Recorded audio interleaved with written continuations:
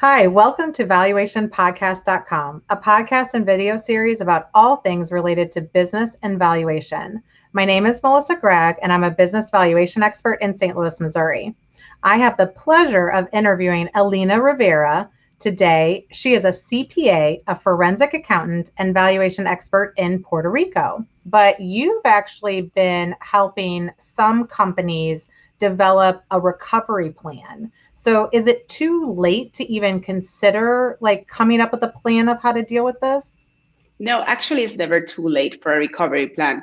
I know clients that they didn't have a plan, and we can discuss later the different phases of a plan, but particularly with the cash flow forecast, they didn't have one.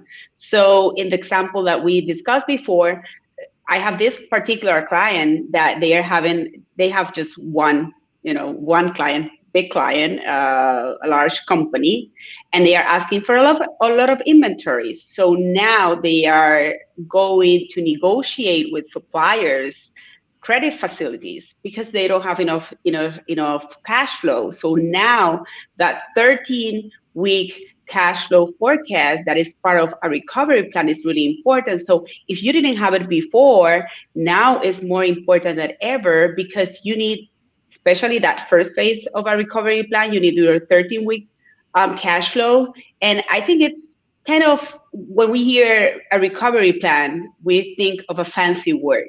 And actually, it's, you just have to think on, when you have this dream of starting your business, they were things that you put together to start that business. Actually, that's your recovery plan. You will have a cash flow forecast because when you started the business, you probably went to a bank and asked for money or asked a family for money.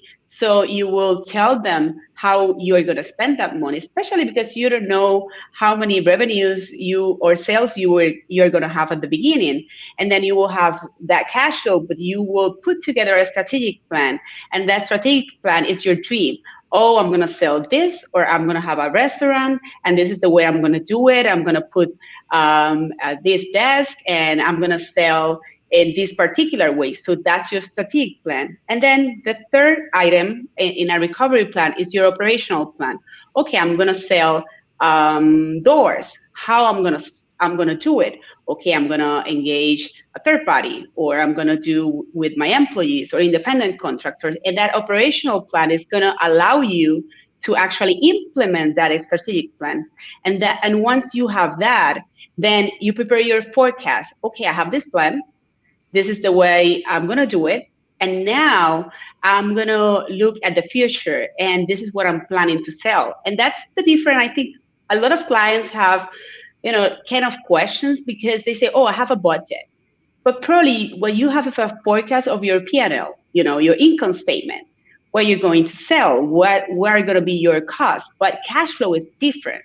Cash flow is when revenues are in, it may be part of your budget, but in your cash flow, you look at when you're going to receive it. Because as you just mentioned, you may be receiving those funds in 30 days, in 60 days, in 45 days. So you are not going to have the money probably to pay your employees immediately for that sale that you did today. So that is why it is so important to have both the forecast of your P&L, your income statement, your projections, and then your cash flow forecast.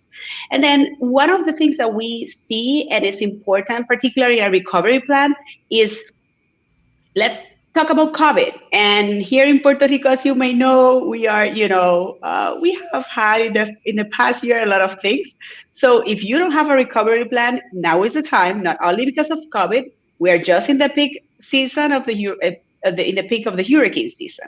So what happens if a hurricane comes, right? So, but with COVID in particular, you want to have that 13-week cash flow forecast. You may receive funds from the government to assist you, but you want to see how fast that cash is going to burn, the burn rate, how fast you're going to use that money in your business.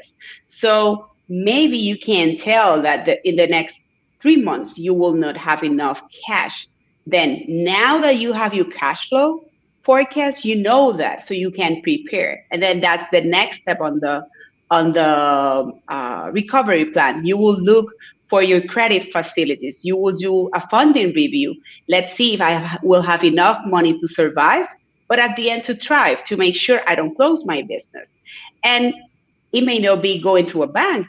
You maybe having additional shareholders coming to, put money in your business. You may have new partners. Maybe you will have a fund coming and giving you money. So what is that is so important. And then in that particular case, when you need fund, that's when the business valuation comes, right?